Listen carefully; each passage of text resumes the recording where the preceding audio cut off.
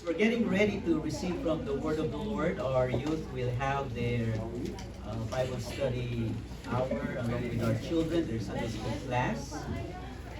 Again, we'd like to welcome all of you, our church family, and our guests this morning. Thank you for joining us today to worship the Lord. And as we continue to exalt our Lord now through the study of His Word, just a few announcements before we turn to the study of God's Word this morning. So next Sunday is the beginning of our Missions Month. So for the entire month of October, the emphasis of our preaching ministry will be about Christ's Great Commission, missions, and our role in fulfilling this mandate that we have received from our Lord and Savior Jesus Christ. And that's also the month where we could pray for the missionaries that our church is supporting throughout the past years. And so that will be next month. And then on October 18, the next slide, we'll have our Friendship Manor Outreach. That's a Saturday at 10 in the morning. And so we'd like to encourage you to join us so we could minister and reach out to these shut-in patients, friends of ours, through songs and through the Word of God and through prayer. So thank you, Sister Herbie, for coordinating this outreach for our church family. She works at the Friendship Manor. So thank you very much, Sister Herbie. So we'd like to encourage all of you to pray for this and to participate in this outreach so we could continue to encourage people with the gospel and with the prayers of our church family. So for this morning's message, we're continuing our series on the Gospel of John. So if you're visiting with us today, we are in the Gospel of John, and we're now in chapter 12. The focus of our message this morning is on verses 20 to 26. John chapter 12, verses 20 to 26. And the title of our message is We Wish to See Jesus. So if you found your way there, please stand with me as I read for all of us God's inerrant, inspired, sufficient, and life-giving word. So if you're able, please stand. John chapter 12, let me read beginning verse 20. Now among those who went up to worship at the feast were some Greeks. So this came to Philip, who was from Bethsaida in Galilee, and asked him, Sir, we wish to see Jesus. And Philip went and told Andrew. Andrew and Philip went and told Jesus, and Jesus answered them, The hour has come for the Son of Man to be glorified. Truly, truly, I say to you, unless a grain of wheat falls into the earth and dies, it remains alone. But if it dies, it bears much fruit. Whoever loves his life loses it, and whoever hates his life in this world will keep it for eternal life. If anyone serves me, he must follow me, and where I am, there will my servant be also. If anyone serves me, the Father will honor him. This is the word of the Lord. Thanks be to God. Let's pray. Our Heavenly Father, we thank you for your word. We thank you for the freedom that you've given us in this nation to open up your word together as your people and study it, be instructed, encouraged, and edified by the truths of your word.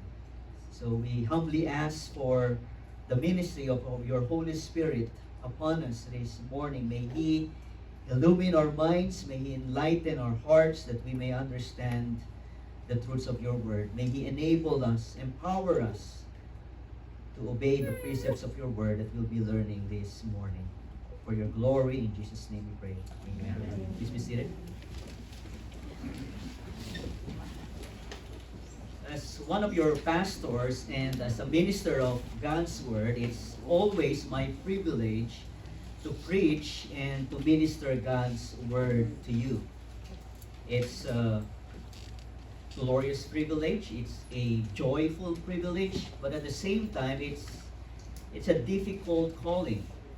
For some of you who might ask us as your pastors, how long does it take for you to finish your sermon? And I'll answer you, and perhaps my fellow pastors could attest to this. My answer to you is not in hours or in days. My answer to you is it takes our entire life to finish even a single sermon.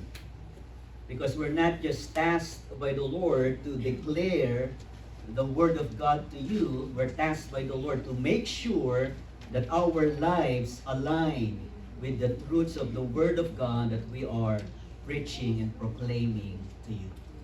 But nonetheless, it's our joy, it's our privilege. Despite the difficulties and the pressure and the stress that comes along with the calling of a pastor and the preaching of God's Word, it's our joy, it's our privilege to serve you with the Word of the Lord. And one of the joys of the pastoral ministry, of course, is not just feeding the church family or flock with the Word of God. There are also occasions when we guest preach in other churches, when we're invited to deliver the message of God's Word to other local congregations. And I can never forget one of those occasions when I preached to one local church here in the U.S. I can never forget that occasion because of the pulpit. And it's not a brand new pulpit. It's actually an old podium. But what's memorable are the words that are carved right on that pulpit. And the words were, "We wish to see Jesus." And so as I was about to preach, I saw those words, and it reminded me of the task of the preacher. It reminded me of the sacred role of the pastor. It's for us to give you a glimpse of the beauty and the glory and the majesty of the Lord Jesus Christ through His Word. Because every child of God, every person who enters the doors of the church has that yearning in their hearts. They wish to see the glory and the beauty of Jesus. And perhaps you are in that significant moment in your life when your own heart aches, not just for answers to your prayers, your own heart aches for the Lord Jesus Himself. You long for His presence. You long for His nearness. You long for His glory. Maybe you felt that recently. Maybe you walked through a season of loss, perhaps a season of an unexpected trial, perhaps a season in your Christian life where you are weary. Your weariness is so deep that you could whisper this prayer, "Lord, I just want to see you." Now that's the prayer, that's the longing that we hear in our passage in John chapter 12, because the Apostle John records this account where some Greeks, non-Jews, Gentiles, who had come to Jerusalem during that Passover week, they were drawn by God Himself, and the longing, the yearning of their hearts was expressed through these words. They told Philip, "Sir, we wish to see Jesus." Maybe they've heard about the miracles of our Lord Jesus Christ. Maybe they've seen the crowds of people, as we learned last Sunday, waving their palm branches and crying out, "Hosanna, blessed is He who comes in the name of the Lord, even the King of Israel." But these people doesn't just want another miraculous sign from the Lord Jesus Christ. They want a personal encounter with the Lord Jesus Christ.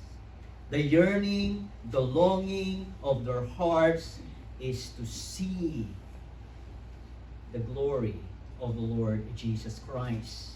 And beloved, that request from these Greeks, from these Gentiles, is remarkably stunning. Because at that very time when the religious leaders of Israel were plotting to kill the Lord Jesus Christ. Imagine that, the very covenant people of God, the Israelites, the religious leaders of these people, plotting to eliminate, to put an end to the life of our Lord Jesus Christ. While they were doing that, these Gentiles, on the other hand, were seeking the face of our Lord Jesus Christ. And so while rejection brewed among those religious elite, this earnest desire stirred in the hearts of those Gentiles. And it's a beautiful glimpse, beloved, of what our Lord Jesus Christ came to do. That our Lord Jesus Christ came here on earth not just to save the Jews, but to save and draw all nations, all people groups to Himself.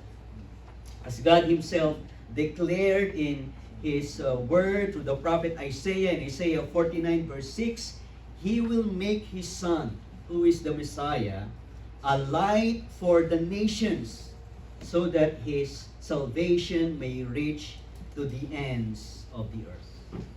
So we ask the question, what was the response of our Lord Jesus Christ to this request, to this longing of these Gentiles? Well, our Lord responded to these people who wished to see Him with a life-transforming message. And His message that we see here captured in verses 20 to 26 can be summed up in this statement, which is the main truth of our sermon today, that in order to see Jesus and His glory, we must anchor our faith in His saving work and in His trustworthy word. So let's read the main truth of our message this morning. Let's begin. In order to see Jesus and His glory, we must anchor our faith in His saving work and in His trustworthy word. So as we reflect on this life-transforming message of our Lord Jesus, this main truth of our sermon, I'd like us to consider the three essential conditions that Jesus gives to us, to His people, in order to see Him and His eternal glory. So here are the three prerequisites, three essential requirements or conditions that our Lord Jesus gives in order to see Him in His glory. The first one is this: if we are to see Jesus and His eternal glory, we must rely upon Christ's atoning death as the only means of salvation. If you are to see Christ and the glory of the Lord Jesus, you must rely upon Christ's atoning death as the only means of your salvation. Now, before we hear these Greeks express their requests through Philip to the Lord Jesus, we wish to see Jesus, we're told in John 12 verse 19 that the Pharisees, the religious leaders, frustrated by the growing crowds of people who were following the Lord Jesus, they said to one another in verse 19, "You see that you are gaining nothing. Look, the world has gone after Him, after Jesus." And that statement coming from the Pharisees was not just an expression of their frustration that despite of all the efforts they exerted, they were not able to stop the growing popularity of Jesus. That statement was actually prophetic than they even realized. Because the world was indeed turning toward our Lord Jesus Christ. Not just the Jewish people, but people from beyond the borders of Israel. And we see that in verses 20 to 22.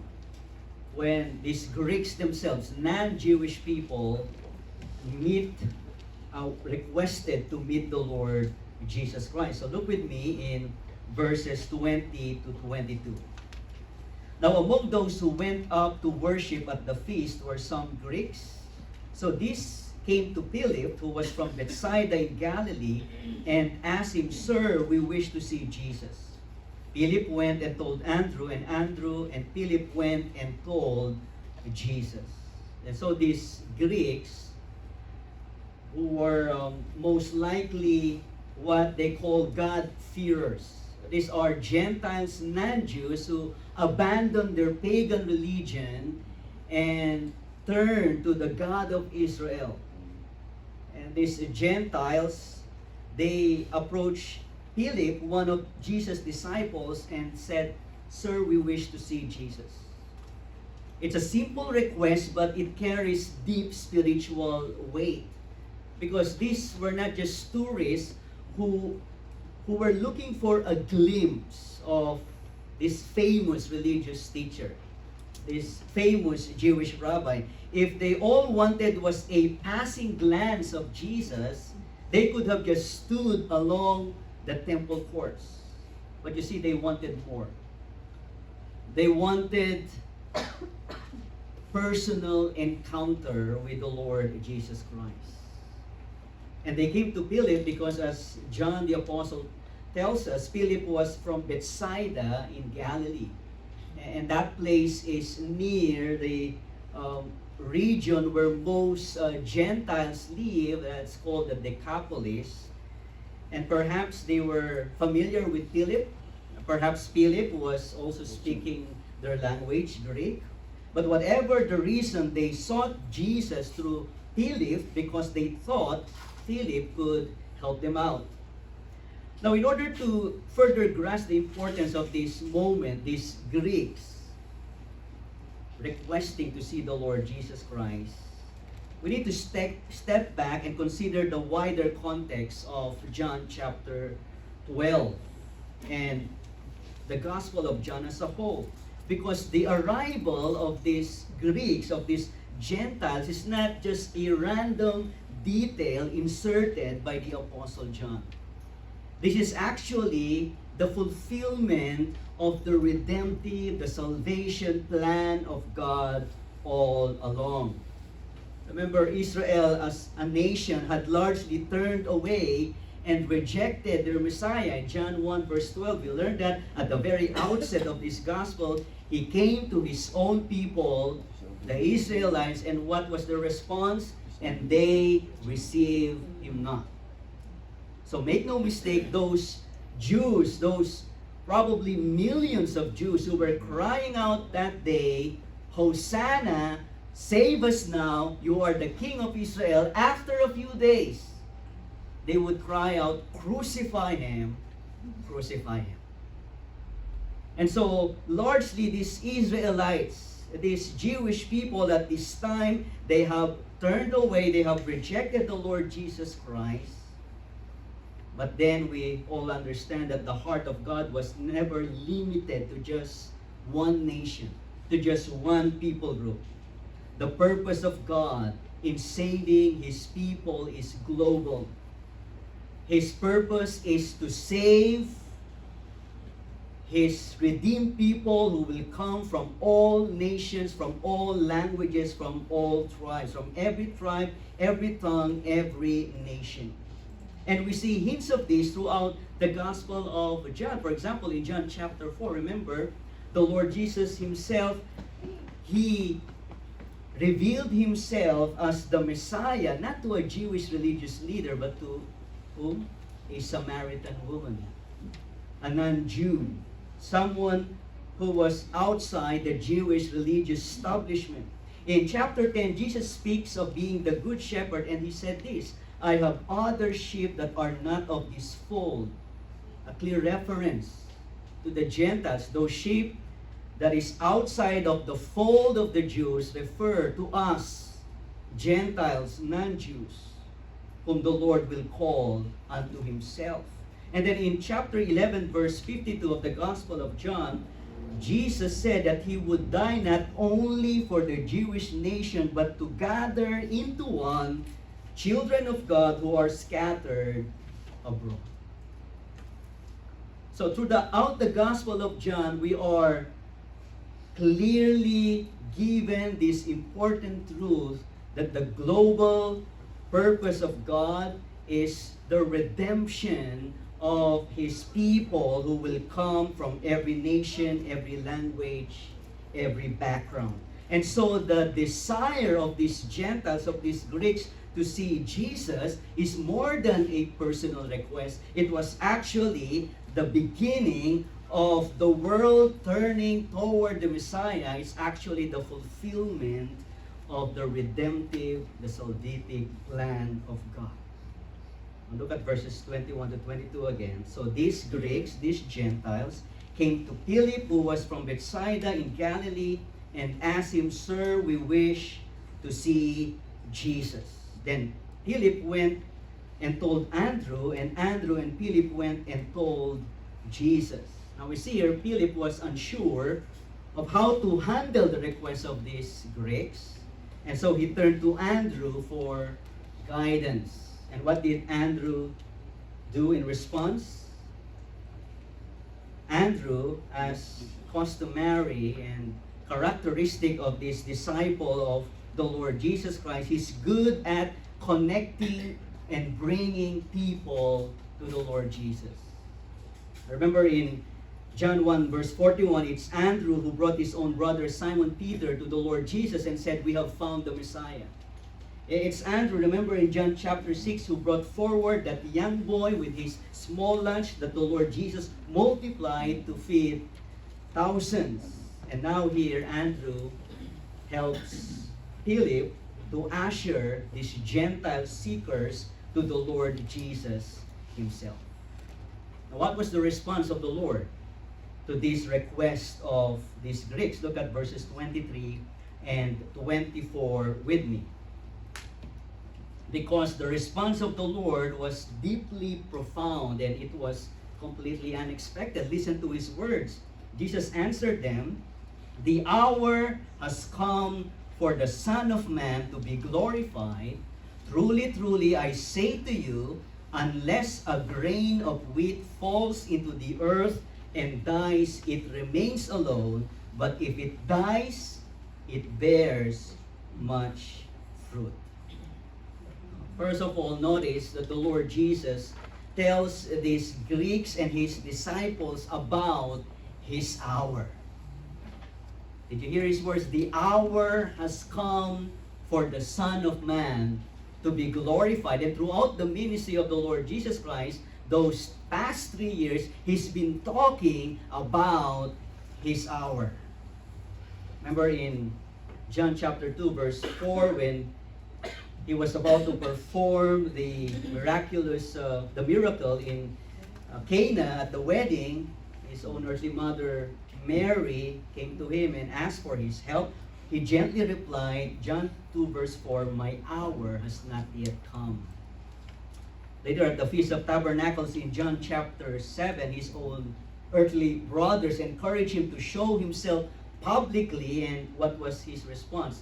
He said, "My time, my hour has not yet come."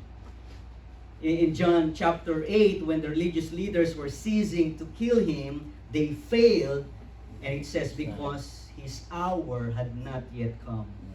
But then here, in verse 23 and 24, the Lord Jesus Christ said, "The hour has come for the Son of Man to be glorified." For the Son of Man to be glorified. The moment is now. And of course, we understand that the hour that He is referring refers to the hour of His glorification. Did you hear that? The hour has come for the Son of Man to be glorified. Now, we need to understand is that when Jesus speaks of the hour of His glorification, He's not just referring to a single moment. Probably you might think it could refer to His death, and that's right. But then the hour that Jesus is referring here, specifically in verse 23, the hour of His glorification refers to a divine, sacred chain of events that together reveal the glory of the Lord Jesus Christ. And so the hour of His glorification refers to Jesus' sacrificial death, His victorious resurrection, His triumphant ascension, and His supreme exaltation at the right hand of the Father. And these are not separate, unrelated events. They're one unfolding, glorious story of Christ's redeeming work. That Jesus, our King, would die to bear our sins. That He would rise to conquer death. That He would ascend and return to the Father in heaven. And He would be enthroned to reign over all, receiving worship from all nations, from every tribe, tongue, and peoples. And so, every step in this flow of the glorification of the Lord Jesus Christ display the fullness of His majesty. That's why Jesus said, the hour has come. The time is now. The cross is near. Because this is His last week on earth. And His crown is coming. And through it all, the Lord Jesus will be glorified. And what we need to understand here is that the glory of Christ is not detached from His suffering. In fact, it is revealed through the suffering and the death of the Lord Jesus Christ on the cross. That Jesus went low so that He could be lifted high. That the Lord Jesus Christ bore the shame of our sins so that He could bring salvation to His people. And that's why He says now, the hour has come. And what does this hour entail? Jesus continues in verse 23 by calling Himself what? The Son of Man. The hour has come for the Son of Man to be glorified. This title for the Lord Jesus Christ, the Son of Man, is most often used to describe Himself. In fact, 80 times in the Gospels, the Lord Jesus Christ used this to refer to Himself, the Son of Man. It's a title loaded with meaning, rooted in the prophecy of Daniel in chapter 7, verses 13 to 14. Remember, the prophet sees a vision of one, referring to our Lord Jesus Christ, like a Son of Man coming before the Ancient of Days. Son of Man referring to our Lord Jesus Christ, the Ancient of Days referring to God the Father, and according to the prophecy of Daniel, this Son of Man will be given dominion and glory and a kingdom that will never be destroyed, that all peoples, all nations, and languages will serve Him, for His reign will be global, His rule will be eternal, and His authority will be unrivaled. So when Jesus says the hour has come for the Son of Man to be glorified, He's referring to Himself as that promised, eternal, glorious, authoritative, sovereign King that the Father has promised to us, that this divine Messianic King will rule forever. Jesus is saying the hour has come for this promised Messiah, for this King of Kings, for this eternal ruler to be glorified. But listen to the surprise. Because according to our Lord Jesus Christ, His path, the path of the Son of Man to His throne, will run through the cross. That His coronation begins with His crucifixion. That His dominion will be established through His sacrificial death on the cross. And to help us grasp this, listen to Jesus as He gives a very familiar imagery for those who are listening to Him those days. The imagery borrowed from agriculture. Listen to verse 24. He says, "Truly, truly, I say to you," as He talks about the coming glory of the Son of Man, He said, "Truly, truly, I say to you, unless a grain of wheat falls into the earth and dies, it remains alone. But if it dies, it bears much fruit." Anyone here who loves who loves gardening, who loves farming? Brother Cesar is raising his hand, and Pastor Jose. If you want calamansi and what else, dragon fruit, ask Brother Cesar. What are your crops, Pastor Jose? Peach, Peach and lemon. lemon. Peach be with you, Pastor says. No, we all understand this. The agricultural illustration that our Lord Jesus Christ gives in this particular verse, because we all understand how a seed works. Now, if you leave a seed sitting on a shelf, it will remain.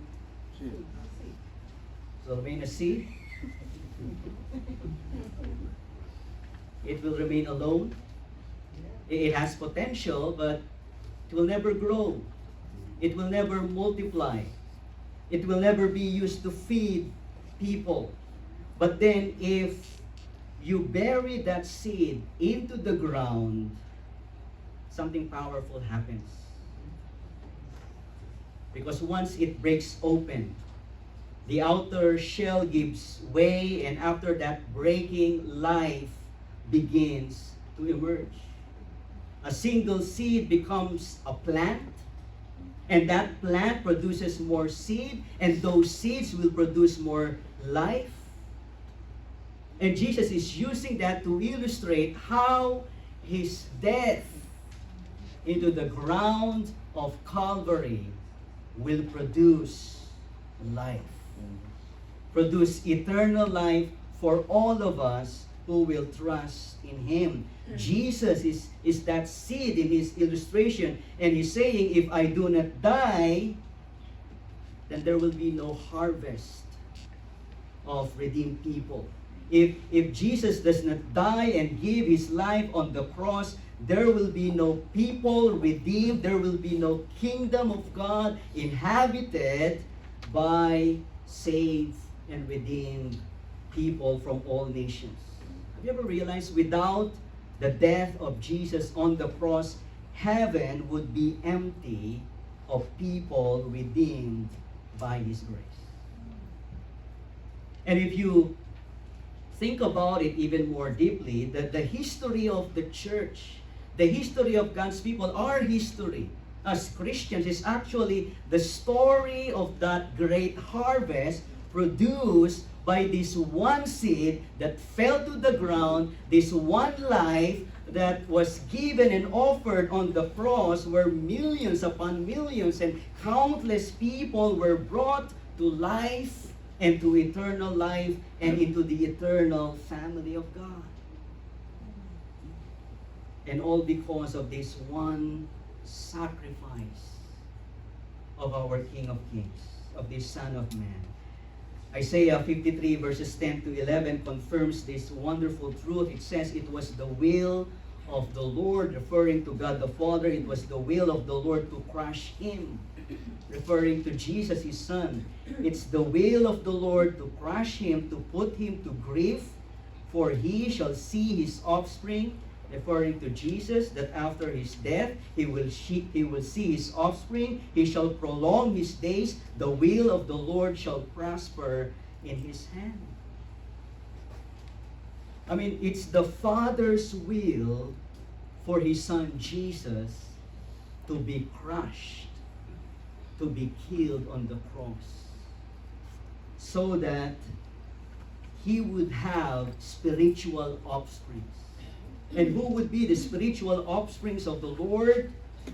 It's you and me, who place and anchor our faith and rely upon the atoning death of the Lord Jesus Christ. And that is the fruitfulness of the Lord's atoning death on the cross.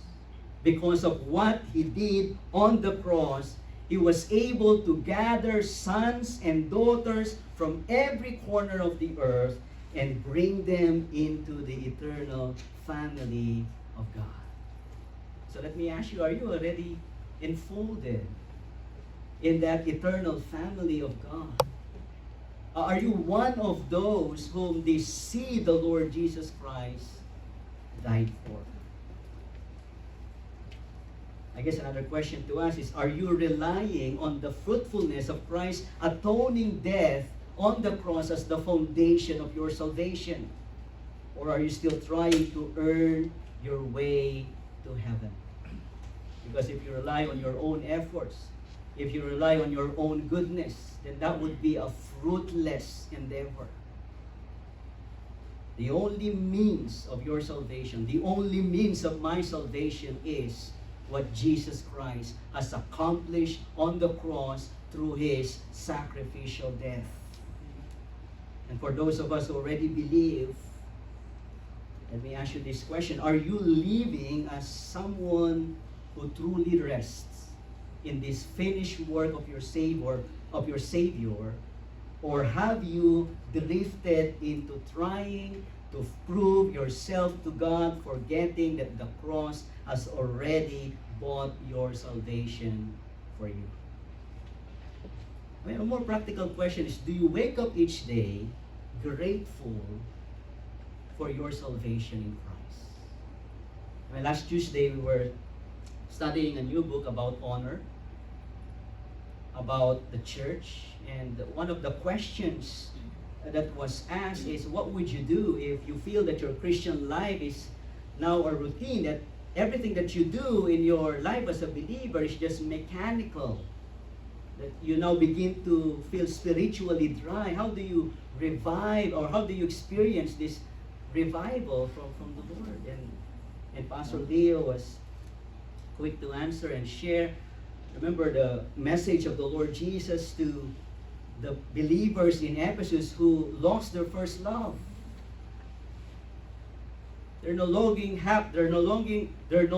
exercising that fervent love for the Lord Jesus, as if their Christian life is already spiritual, dry, and mechanical. And what was the message of the Lord Jesus Christ to them? Remember the heights from where you have fallen. Remember where you've fallen. They've fallen from their passionate love for Christ, from their first love, and they forgot the greatness and the depth of the love of Christ for them. And so for all of us, beloved, if you really want to honor this Son of Man who fell and died on the cross, gave His life for you, then you must always go back to the cross. Amen. Look back to your Savior's work in Calvary. How He had expressed His love for you, demonstrated His affection for you by giving His own life for you. Look to the Savior who was crushed and raised for you. That's where you will find strength. That's where you will find revival and renewal of your soul, because when you remember the cross of our Lord Jesus Christ, you will be reminded that in Christ you are forever loved. In Christ you are totally forgiven. In Christ you are forever secure, not because of what you've done, but because of what the Lord Jesus Christ, the Son of Man, has done for you and has accomplished for you on the cross. So in order to see Jesus and His glory, you must rely on Christ's atoning death. Now, secondly, in order to see Jesus and His glory, you must renounce the evil things of this world. We must renounce the evil things of this world. Look with me in verse 25. Our Lord continues His teaching with His sobering truth. In verse 25, this is what Jesus said. Whoever loves his life loses it, and whoever hates his life in this world will keep it for eternal life. This is a penetrating statement from our Lord Jesus Christ. Because here Jesus is speaking about the kind of life that we must hate, the kind of life that we must renounce. And that kind of life is a life that clings to the values, the pleasures, the priorities of this fallen world. Jesus is calling us to renounce the evil things that characterize this sinful, corrupt world, because only then can you see Him in the fullness of His glory. The word for love here that Jesus uses is phileo, a word that speaks of affection, a word that speaks of attachment or fondness. So Jesus is saying, if you love your life in this world, if you have this affection, if you are so much attached, if you are so much fond of your life here in this fallen world, you will lose it. The word for soul here refers not only to the spiritual part of our being, it also refers to one's earthly existence. And so Jesus is saying, if your existence here in this world is characterized by affection, by attachment, by obsession to the evil things, to the sinful things of this world, then you will lose your life. And do you know that the word lose there is also the word used to describe eternal destruction in hell? And so Jesus is saying, if you are so much attached, if you are so much obsessed, if your priorities are attached to this world, if you are so much influenced by the things of this world, then you will destroy your life in hell. Jesus is drawing a line here. If you love the life that this sinful, corrupt world offers, then you will lose your soul. You will destroy your soul in hell. You will perish in eternal hell forever. But if you renounce this life in this world, the life that this fallen world promotes, if you reject its corruption, if you renounce its false promises, then you will guard your soul for eternity. Now you will understand this verse more clearly when you grasp what our Lord Jesus means by the word world. Because in the Gospel of John, the word world almost always refers to this corrupt, fallen world, the corrupt, evil, sinful system of this world that stands opposed to God. Listen to what Jesus said in John 8:23-24. He's talking to the religious Pharisees. These were unregenerate, unbelieving Pharisees. He said to them, "You are from below, I am from above. You are of this world, I am not of this world." And then in verse 44, Jesus further exposes who's the father of these unbelievers who are of this world, whose life is so much identified to the system of this world. He said, "You are your father, the devil, and your will is to do your father's desire. He was a murderer from the beginning, a liar, and the father of lies." And so that's the world Jesus is talking about.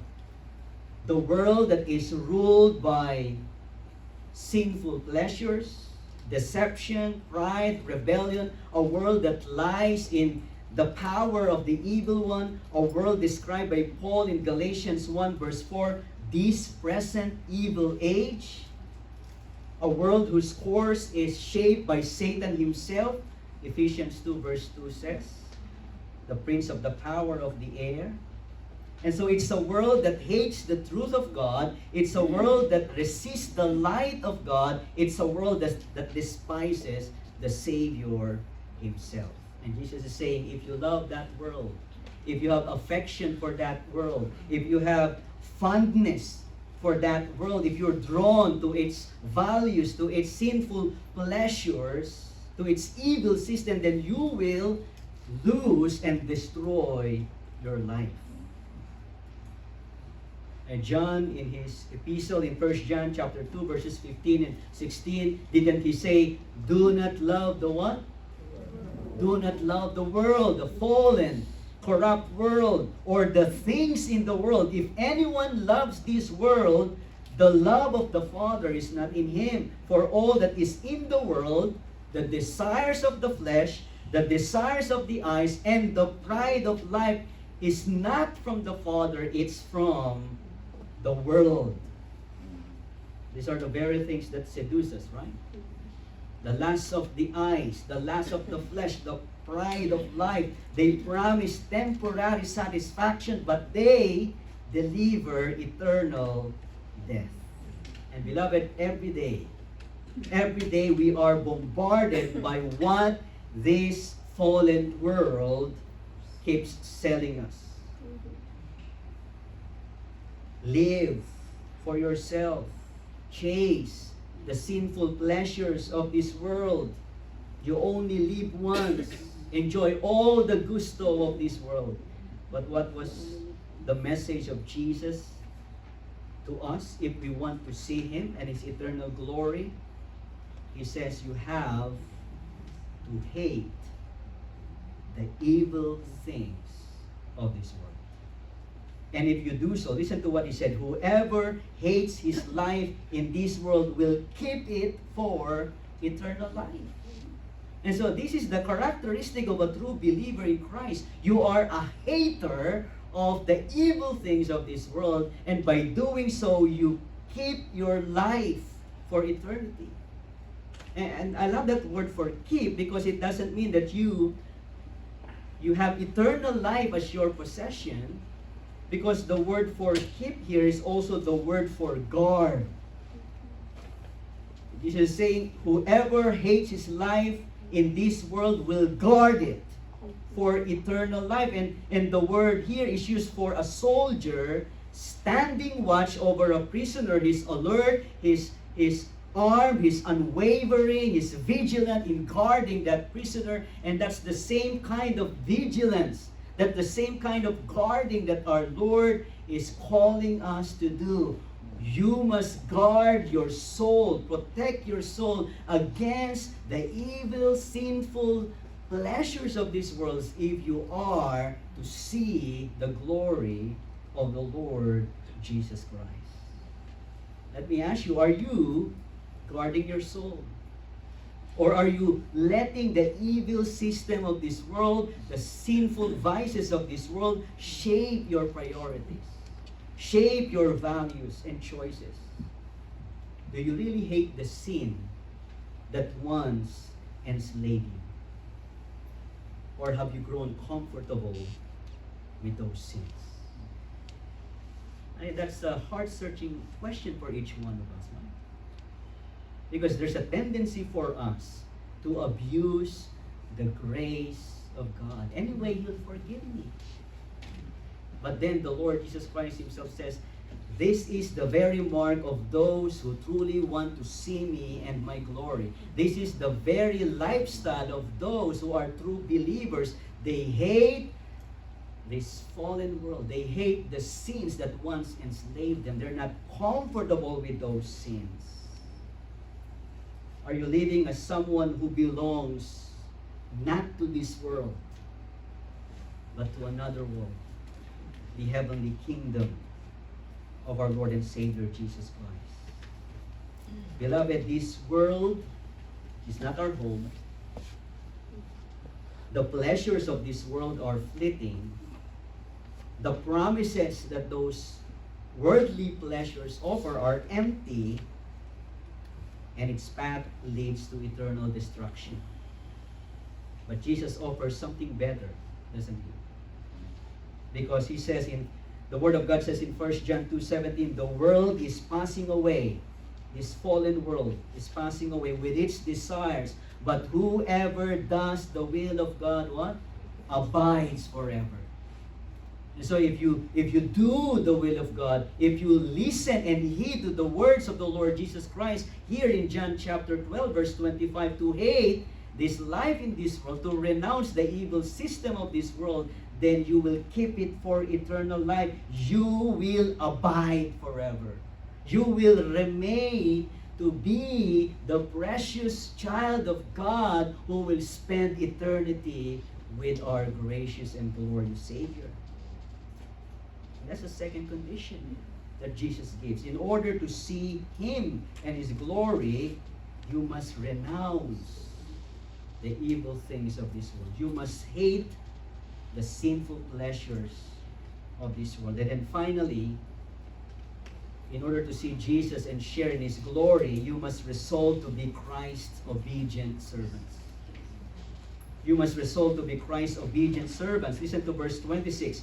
If anyone serves me, he must follow me, and where I am, there will my servant be also. If anyone serves me, my Father will honor him. So, what does it take for you to be in the presence of the glorified Christ? Jesus said, the only way for you to enjoy the eternal glory of Christ is to be His servant. Did you hear what Jesus said? If anyone serves me, if you want to enjoy the glory of Christ in the eternal kingdom, you must be His servant. If anyone serves me, he must follow me. And where I am, there will my servant be also. So you must be a servant of the Lord Jesus, renouncing the evil of this world. Yes, it begins with a holy discontent. That's the distinguishing mark of a true believer. You're not at home in this world. You're not comfortable in this world filled with rebellion against Christ, corruption and sin, and your heart aches for something better. You long for heaven. You long to be totally free from the sinful pulls of this world. But that longing isn't enough. A holy discontent must be joined by a holy resolve, determination to be a servant of Christ. You must serve the Lord. Not just a servant of Christ. Jesus says you must be an obedient servant. Listen again to what He says. If anyone serves me, he must what? Follow me. And so the call of the Lord Jesus Christ for each one of us is to be His obedient servant who follows Him. And that word for follow isn't just talking about walking behind someone to go where he goes. In the New Testament, it's the language of discipleship. It means you learn from the Lord Jesus Christ. It means you walk in His ways. It means you follow, you heed His commands. It means you become like Him. The servant must become like his master. In the words of Jesus in John 14 verse 15, He says, if you love me, you will what? Follow my commandments. In verse 21, He says, whoever has my commandments and keeps them, it is who loves me. And he who loves me will be loved by my Father, and I will love him and manifest myself to him. Listen to 1 John 2 verse 6. Whoever says he abides in Him, in Christ, ought to walk in the same way in which He walked. And so to be an obedient servant of Christ is to walk like Jesus walks. To live like Jesus lives. That means you forgive as Jesus forgives. That means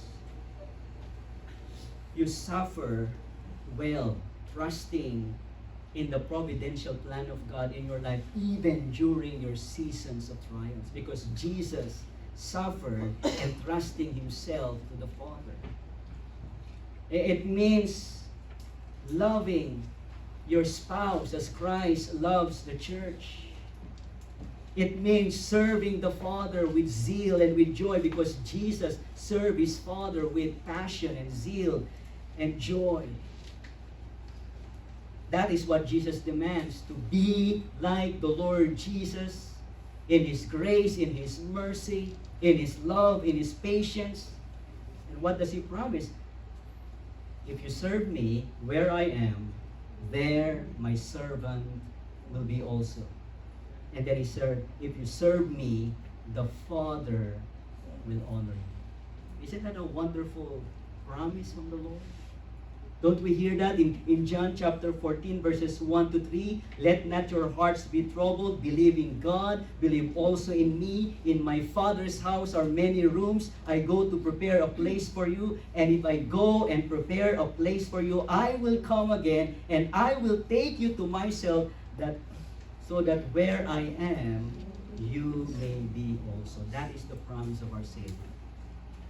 If you serve Him, if you follow Him, if you imitate Him, the Father will honor you. And you will be where He is, which is in the eternal glory of the kingdom of the Father.